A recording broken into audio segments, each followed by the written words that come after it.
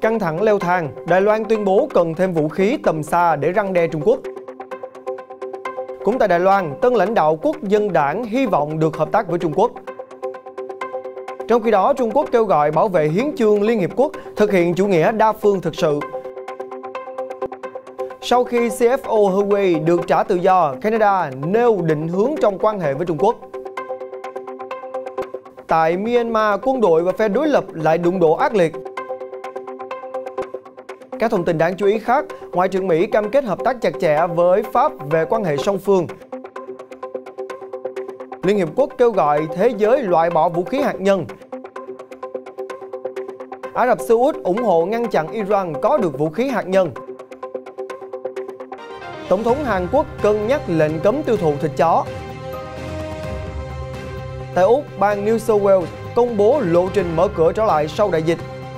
Tất cả sẽ được cập nhật trong FBNC Thế giới hôm nay. Chào quý vị, tôi là Quang Huy và quý vị đã cùng quay trở lại với FBNC Thế giới hôm nay. Thưa quý vị, mở đầu sẽ là một thông tin liên quan đến mối quan hệ căng thẳng giữa Đài Loan và Trung Quốc. Mới đây, lãnh đạo cơ quan phòng vệ Đài Loan cho biết hòn đảo cần thêm vũ khí tầm xa để răn đe Trung Quốc. Phát ngôn này được đưa ra trong bối cảnh Trung Quốc đang liên tục phát triển các hệ thống và vũ khí tấn công Đài Loan. Trong tháng 9 này, Đài Loan đã đề xuất thêm gần 9 tỷ đô la cho chi tiêu quốc phòng trong 5 năm tới, bao gồm việc phát triển tên lửa mới, vì cơ quan phòng vệ M&D cho rằng việc nâng cấp vũ khí là nhu cầu cấp thiết để đối mặt với mối đe dọa nghiêm trọng từ Trung Quốc, khi nước này luôn cho rằng Đài Loan là một phần lãnh thổ không thể tách rời. Phát biểu trước lập pháp viện Đài Loan, lãnh đạo M&D ông Khâu Quốc Chinh cho biết hòn đảo cần phải cho Trung Quốc biết rằng họ có khả năng tự vệ. Ông nói thêm, mục đích của việc phát triển thiết bị phải có tầm xa, chính xác và cơ động là để kẻ thù có thể cảm nhận rằng chúng tôi đã chuẩn bị sẵn sàng ngay khi họ điều quân tới. Trong một báo cáo của M&D gửi tới lập pháp viện, cơ quan này cho biết cả tên lửa tầm trung và tầm xa đều đang được sử dụng trong các cuộc tập trận đánh chặn tại một cơ sở thử nghiệm quan trọng bên bờ biển Đông Nam Đài Loan. Tuy nhiên, ông Khâu từ chối tiết lộ chi tiết rằng tên lửa của Đài Loan có thể vươn được tới bao xa. Đây là điều mà các nhà lãnh đạo của hòn đảo luôn giữ kín. Trong báo cáo thường niên của M&D, Đài Loan nhận định rằng Trung Quốc có khả năng làm tê liệt hệ thống phòng thủ của hòn đảo và có thể giám sát chặt chẽ các hoạt động của M&D. Ông Khâu cho biết, điều quan trọng là người dân Đài Loan nhận thức được mối nguy hiểm mà họ phải đối mặt. Khi được hỏi liệu Trung Quốc sẽ tấn công những gì trước tiên nếu xảy ra chiến tranh, ông Khâu cho rằng đó sẽ là khả năng chỉ huy và liên lạc của Đài Loan. Trong thời gian gần đây, nhà lãnh đạo Thái Anh Văn đã ưu tiên tăng cường và hiện đại hóa hệ thống phòng thủ, biến hòn đảo trở thành một con nhím để không dễ bị tấn công. Đồng thời, Đài Loan cũng cảnh báo rằng Trung Quốc đã liên tục hoạt động quân sự gần hòn đảo, đặc biệt là đưa máy bay phản lực vào vùng nhận dạng phòng không. Trung Quốc cũng đang gây sức ép để buộc Đài Loan phải nằm dưới sự cai trị của nước này. Tuy nhiên, hầu hết người Đài Loan đều tỏ ra không mong muốn bị Bắc Kinh cai trị. Và cũng tại Đài Loan, vào ngày 26 tháng 9 vừa qua, ông Eric Chu, tân lãnh đạo Quốc dân đảng KMT, đã bày tỏ hy vọng rằng đảng của ông và Đảng Cộng sản Trung Quốc của ông Tập Cận Bình có thể trao đổi và hợp tác dựa trên tinh thần đồng thuận 1992, một thỏa thuận ngầm giữa hai bên liên quan đến việc công nhận nguyên tắc một Trung Quốc. Tân lãnh đạo Quốc dân đảng KMT, ông Eric Chu mới đây đã bày tỏ hy vọng rằng đảng của ông và của ông Tập Cận Bình có thể hợp tác và trao đổi dựa trên cơ sở đồng thuận 1992. Đây chính là câu trả lời của ông Chu để đáp lại thông điệp chúc mừng của ông Tập vào Chủ nhật tuần trước. Trong thông điệp chúc mừng, ông Tập đã nhắc lại tầm quan trọng của sự đồng thuận năm 1992 và sự phản đối của Trung Quốc đối với nền độc lập Đài Loan. Ông cũng bày tỏ hy vọng rằng hai bên sẽ cùng nhau nỗ lực vì hòa bình trên eo biển, vì sự thống nhất đất nước và sự trẻ hóa của Trung Quốc. Ông Chu trả lời, do hai bên không ngừng nỗ lực thúc đẩy trao đổi và hợp tác song phương trên nhiều lĩnh vực, nên quan hệ hai bờ eo biển đã đạt được những tiến bộ đáng kể trong hơn 30 năm qua.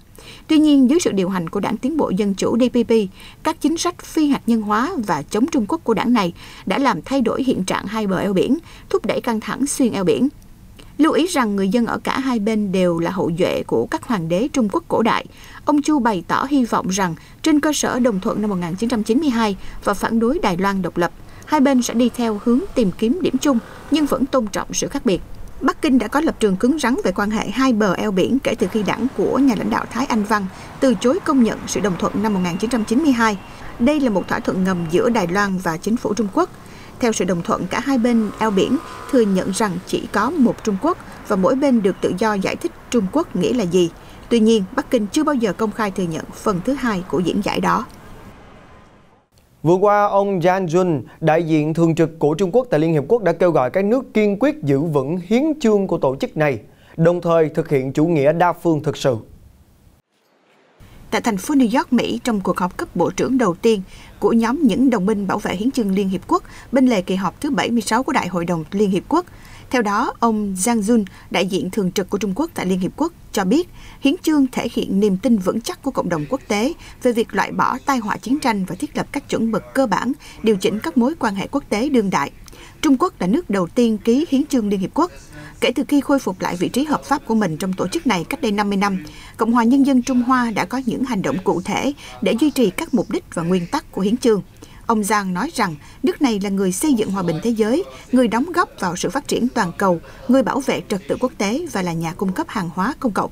Ông Zhang kêu gọi, trước những thay đổi chưa từng thấy trong một thế kỷ và đại dịch Covid-19, điều quan trọng hơn bao giờ hết đối với thế giới là phải kiên quyết giữ vững hiến chương và tăng cường đoàn kết và hợp tác trong khuôn khổ Liên Hiệp Quốc để cùng giải quyết các mối đe dọa và thách thức toàn cầu. Sau vụ việc bà Mạnh Vãn Chu, giám đốc tài chính CFO của tập đoàn viễn thông Trung Quốc Huawei được trả tự do, Ngoại trưởng Canada Mark Garneau cũng đã nêu định hướng cho quan hệ với Trung Quốc. Ngoại trưởng Garneau cũng đã nhấn mạnh Canada sẽ cạnh tranh với Trung Quốc trong các vấn đề như thương mại, hợp tác trong lĩnh vực chống biến đổi khí hậu và phản đối trong những vấn đề mà Ottawa và Bắc Kinh không đồng quan điểm. Giám đốc tài chính Mạnh Vãn Chu, con gái của người sáng lập tập đoàn Huawei Technologies, đã bay về Trung Quốc vào thứ Sáu tuần trước sau khi đạt được thỏa thuận với Mỹ để chấm dứt vụ án gian lận. Ngay sau khi bà Mạnh bay về Trung Quốc, hai công dân Canada Michael Kovrig và Michael Spavor, hai người bị chính quyền Trung Quốc bắt giam chỉ vài ngày sau khi bà Mạnh bị bắt ở Vancouver vào tháng 12 2018 theo lệnh của Mỹ, cũng đã được Bắc Kinh trả tự do. Sau đó, Ngoại trưởng Canada Mark Garneau nói với CBC News rằng chính phủ nước này hiện đang theo đuổi cách tiếp cận cùng tồn tại, cạnh tranh, hợp tác và thách thức với Trung Quốc. Ông cho biết Canada sẽ cùng hợp tác và cạnh tranh với Trung Quốc về các vấn đề như thương mại và hợp tác về biến đổi khí hậu, đồng thời thách thức nước này về cách đối xử với người Duy Ngô Nhĩ, người Tây Tạng và Hồng Kông như Ottawa đã làm trong quá khứ. Thủ tướng Justin Trudeau và ông Garneau đã gặp gỡ hai công dân Canada hôm thứ Bảy khi họ đến Calgary, Alberta sau hơn 1.000 ngày bị giam giữ. Theo phán quyết ngày 11 tháng 8 2021 của một tòa án ở Đan Đông, ông Spavor bị kết án 11 năm tù vì tội gián điệp và do thám, cung cấp các bí mật quốc gia Trung Quốc cho nước ngoài. Mặc dù bị bắt gần như cùng lúc với ông Spavor, phiên tòa kết án ông Kovrig vẫn chưa diễn ra. Thủ tướng Trudeau đã từng hứa sẽ cải thiện quan hệ với Trung Quốc sau khi trở thành thủ tướng vào năm 2015, dựa trên thành công của cha ông trong việc thiết lập quan hệ ngoại giao với Bắc Kinh vào năm 1970. Tuy nhiên, ngay cả trước khi bà Mạnh bị bắt, việc Canada liên tục đặt câu hỏi về vấn đề nhân quyền của Trung Quốc đã khiến Bắc Kinh khó chịu và hai nước đã ngày càng xa nhau hơn. Trung Quốc luôn phủ nhận bất kỳ mối liên hệ nào giữa trường hợp dẫn độ bà Mạnh và việc giam giữ hai người Canada. Tuy nhiên, Ngoại trưởng Garneau nói rằng việc hai công dân trở về Canada ngay sau khi bà Mạnh trở về Trung Quốc là rất liên quan với nhau. Vào ngày 27 tháng 9 vừa qua, quân đội Myanmar đã tiến hành cuộc không kích trong cuối tuần qua sau khi có cuộc giao tranh ác liệt với phe đối lập ở vùng Sagaing. Một thành viên của phe đối lập xác nhận các cuộc không kích xảy ra nhưng khẳng định không có thương vong trong nhóm của mình.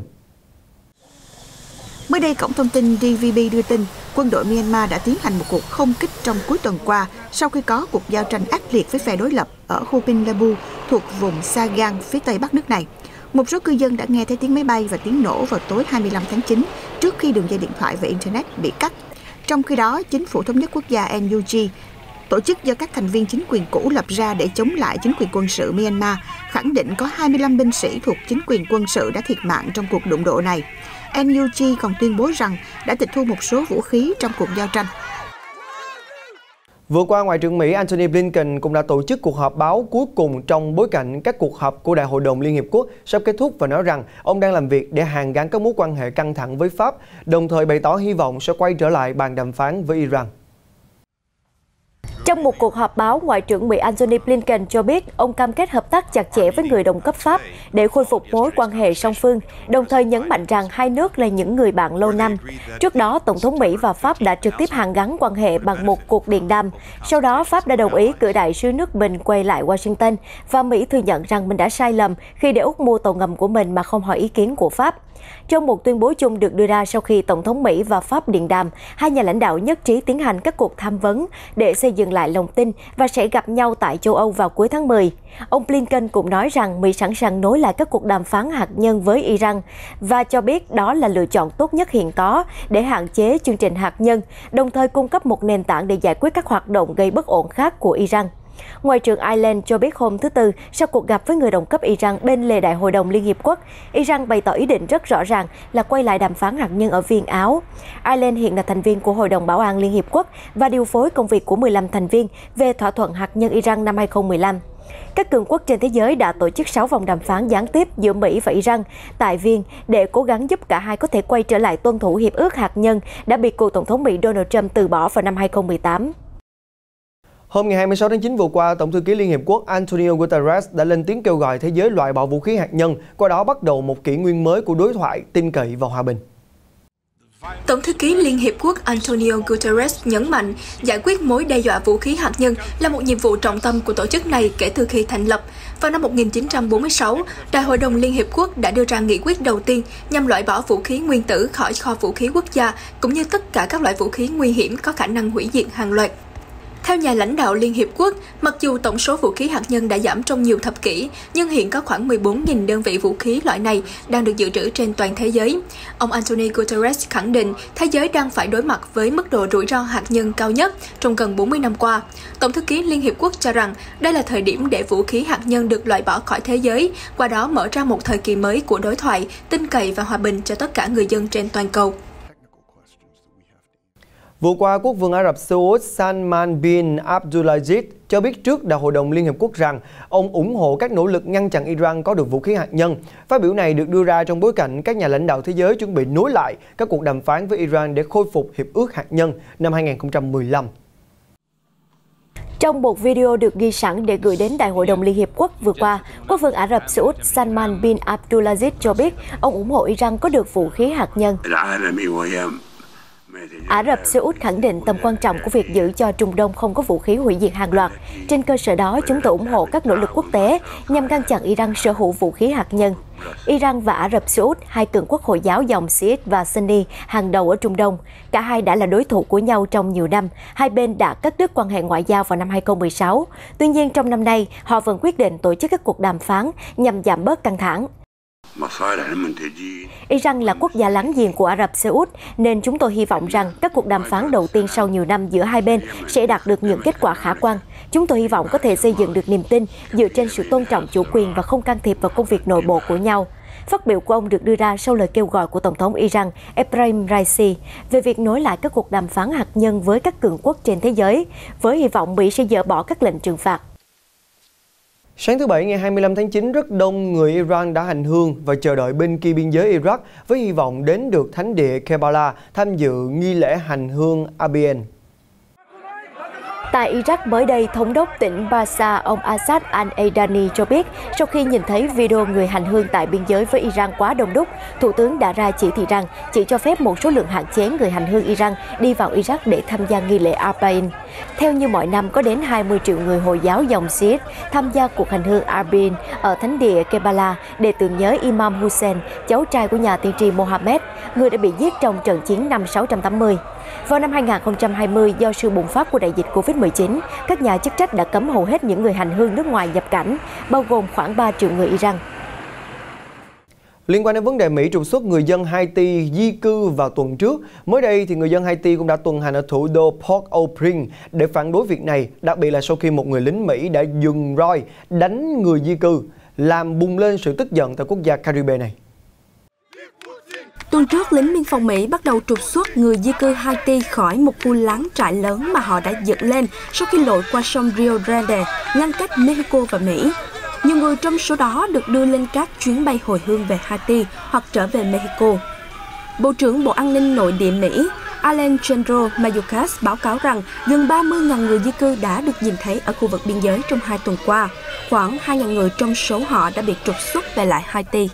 Theo các hình ảnh được chia sẻ trên mạng xã hội, các sĩ quan Mỹ đội mũ cao bồi chặn đường và một người dùng sợi dây giống như roi da vung gần mặt của một người di cư. Ngoài ra, một đoạn video cho thấy một người lính biên phòng dường như đe dọa người di cư bằng dây roi được chia sẻ trên mạng xã hội. Điều này đã khiến người dân Haiti tức giận. Họ đến thủ đô Port-au-Prince, nơi đặt đại sứ quán Mỹ để biểu tình. Một số người biểu tình quá khích còn vùi lập lá cờ của Mỹ. Phần lớn người Haiti di cư đến Mỹ sống ở Brazil và Chile, trong khi những người khác đã quá cảnh qua các nước Nam Mỹ. Họ đang chạy trốn khỏi một đất nước bị bủa vây bởi động đất, tham nhũng và tình hình an ninh không ổn định. Gần nhất là tổng thống nước này vừa bị ám sát. Giới chức Mexico mới đây cho biết chính phủ nước này sẽ nối lại các chuyến bay đưa những người di cư Haiti tự nguyện hồi hương trở về nước ở hai thành phố phía Nam gồm Tapachula của bang Chiapas và Villahermosa của bang Tabasco. Dẫn lời Viện Di trú Quốc gia Mexico INM, truyền thông địa phương cho biết các văn phòng lãnh sự Haiti sẽ được mở ở bang Chiapas và Tabasco của nước này nhằm đáp ứng những dịch vụ cần thiết cho những người di cư gốc Haiti ở Mexico. Tại đây, những chuyến bay thẳng đến thủ đô Port-au-Prince của Haiti cũng sẽ được mở lại, qua đó đáp ứng nhu cầu trở về nước của những người di cư Haiti. Trong thời gian vừa qua, dòng người di cư Haiti với số lượng lớn đã ồ ạt đến Mỹ và Mexico, với hy vọng tìm thấy cuộc sống mới sau khi phải vật lộn với các khủng hoảng nghiêm trọng từ vụ ám sát tổng thống, bạo lực băng đảng gia tăng hay hậu quả của trận động đất kinh hoàng ở quê nhà. Đỉnh điểm là khi giới chức Mỹ phát hiện khoảng 15.000 người di cư tại một trại tạm trú giữa các thành phố Del Rio, bang Texas, Mỹ và Ciudad Ancuna, bang Coahuila, Mexico khoảng 10 ngày trước. Trại này sau đó đã bị dẹp bỏ. Một phần trong số đó bị trục xuất bằng máy bay về Haiti. Những người may mắn hơn thì được xét duyệt tị nạn ở Mỹ hoặc quay lại Mexico. Tổng thống Hàn Quốc Moon Jae-in hôm thứ Hai 27 tháng 9 cho biết có thể sẽ ban hành một lệnh cấm tiêu thụ thịt chó trong bối cảnh các cuộc tranh cãi về quyền động vật hiện đang ngày càng gia tăng tại quốc gia này. Phát biểu với truyền thông, bà Park Kyung-mi, người phát ngôn của Tổng thống Hàn Quốc cho biết, Tổng thống Hàn Quốc Moon Jae-in nói rằng đã đến lúc cần cân nhắc kỹ lưỡng về việc áp đặt lệnh cấm thịt chó. Lời nhận định được ông Moon đưa ra sau khi nhà lãnh đạo này nghe Thủ tướng Hàn Quốc Kim Boo-kim báo cáo về nỗ lực cải thiện vấn đề xử lý động vật bị bỏ rơi cũng như hệ thống đăng ký bắt buộc dành cho chó trong cuộc họp ngày 27 tháng 9. Đây là lần đầu tiên Tổng thống Hàn Quốc lên tiếng gợi ý về lệnh cấm thịt chó, qua đó đã tạo nên một động lực mới cho các cuộc tranh luận có nên giảm tiêu thụ chó hay không, khi mà nhiều người bán thịt chó tại Hàn Quốc kiên quyết phản đối vì cho rằng điều đó sẽ tác động đến kế sinh nhai của họ.